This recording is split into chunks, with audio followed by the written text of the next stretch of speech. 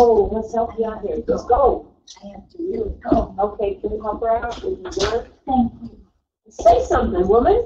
Don't sit there and suffer. You know me well enough, and you don't know me well enough. I do. Babies, everybody's welcome here.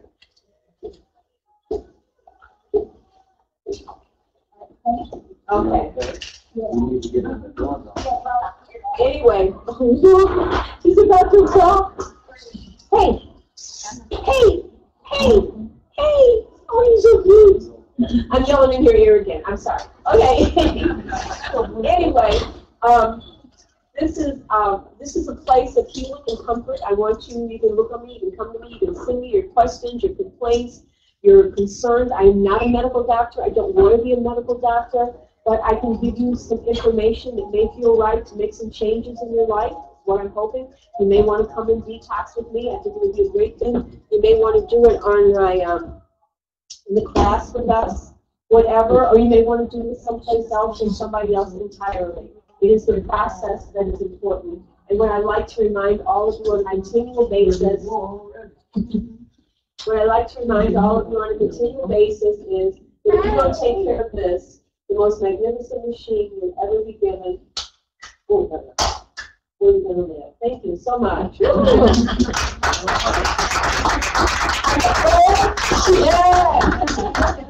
And I will take your questions now, but I'm not going to make a lot of you happy because you're going to start giving me personalized, individualized stuff of what you got and what you need, and I kind of have a one-size-fits-all. You need to clean your detox. Okay? So you can, and really what you're doing when you're going into, well, I got this, I got that, you're reinforcing it, you're giving it energy, which is why I don't really want to know what you got. I don't need you to give it energy. I mean, you have to. I'm telling you what my name is for. Yes, ma'am. Right now, I'm still breastfeeding her. You can't detox while you're breastfeeding. Okay. Good question. You can't detox while you're pregnant or breastfeeding because I don't know the whole. I'm not a doctor. and I know you're releasing poisons, and I know that's not the best thing to do. Now, there's certain things you can do to enrich your milk, to make your milk cleaner. The green stuff is great for you. That in moderation. I can give you my thoughts on what to do. You certainly don't eat meat, fish, chicken, or dairy while you're breastfeeding. I mean, there's certainly things you see that make your milk richer, and your cheese. There's all kinds of things you can do, but you cannot detox while you're breastfeeding. So come see me when you're done. And I hope that's a long time from now. I want my husband to do it. He can do it. But I wanted to come with you. Yes, you can. And I think that's a wonderful thing because for you to understand what he's going through, I think is very important. So I would love for you, and the baby's welcome too. I mean, I love children around because even though she's a baby, she's getting the vibration of the energy of what we're doing and that doesn't bother me at all. You don't have to stick anything in her mouth, okay? You can give her some little massage, or the other things. And you can stick. I'm not criticizing you, but I'm just saying, children do not bother me. Dogs, I mean, it's part of life, and they're supposed to be. If we were in a village, we'd all be sitting around talking about it together, and this is a village. And so everybody is welcome to our village. And the more members, the better the shot. My minister had us do a few Sundays ago. It was a Christmas celebration, and we were all given a candle, and we all had to light the candle, and we made us all come and do it at the same time from the one candle in the middle. And he said, you see, when you come together, the flame burns brighter. So coming together to do this, it makes it easier. It burns brighter. It's a wonderful thing. Although you do it well at home. Yes, ma'am. Someone online is asking, what is bentonite clay good for, and how do you use it?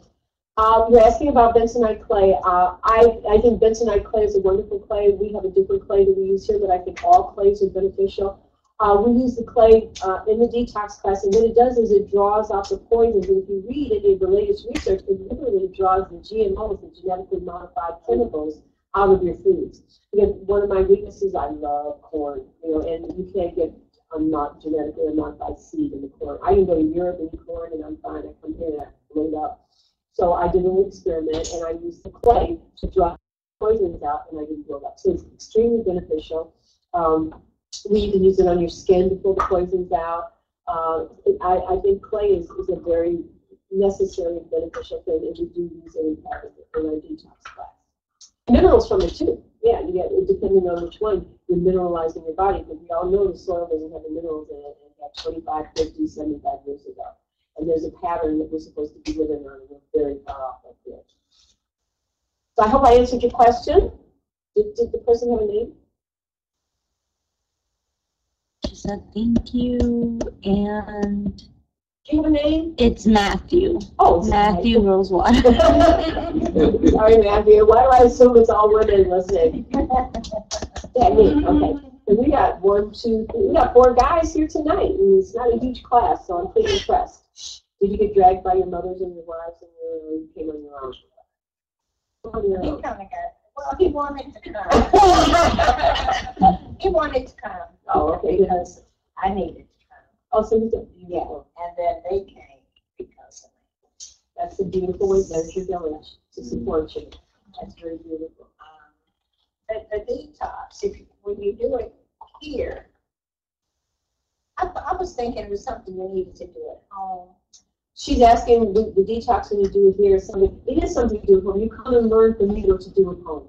So you come once a week for 4 weeks, or you listen in online and streaming once a week. And I take stuff out and I add it. So I'm doing this dance internally, and we work up to being fasting. You're coming once a week, but you're doing everything at home.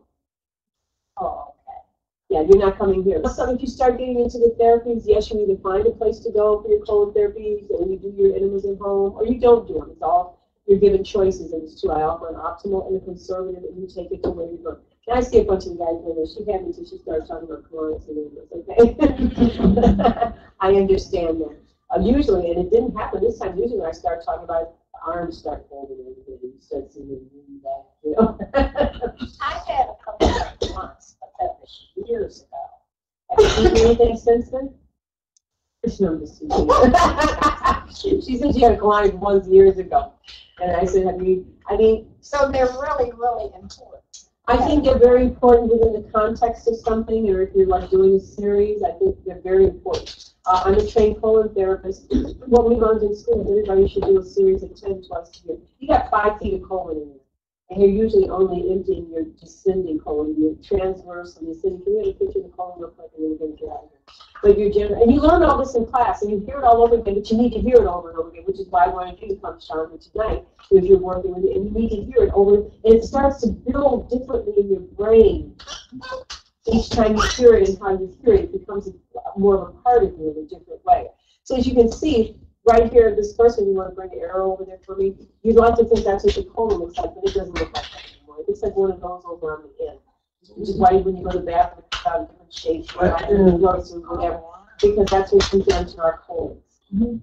And so you're generally just emptying from the descending, and you know, they find a lot of illness and disease in the cecum, which you rarely, and that's your eyes. As the cecum fills up, your eyes get weaker and weaker. I don't wear bifocals. I wear reading glasses of 100 sometimes, and I should need bifocals by now. The kidneys relate to the eyes. And when you do, you just keep getting stronger and stronger glasses, and you're pretty soon getting bifocals, and you can see whatever.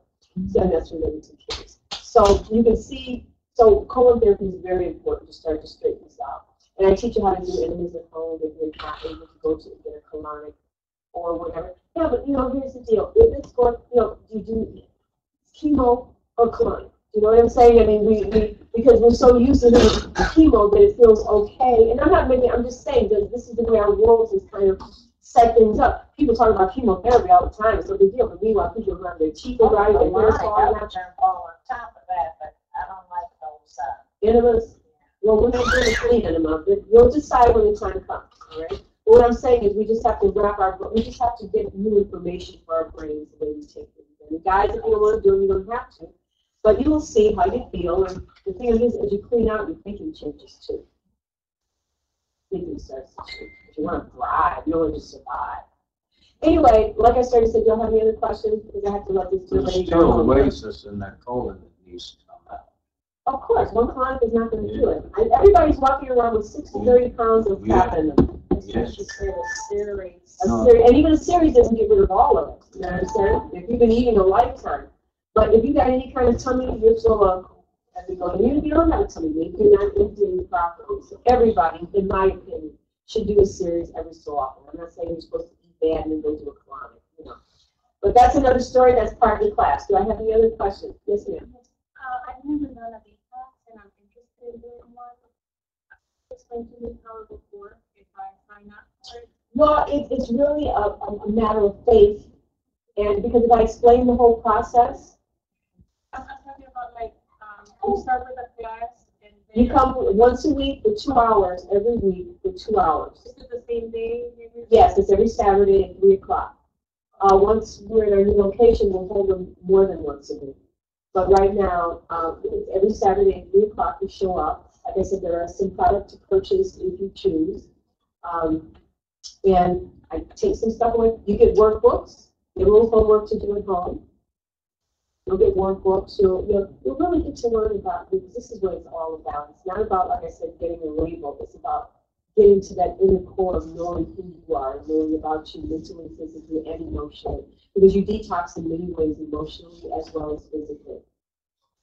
Because so much of our illness comes from emotions trapped too.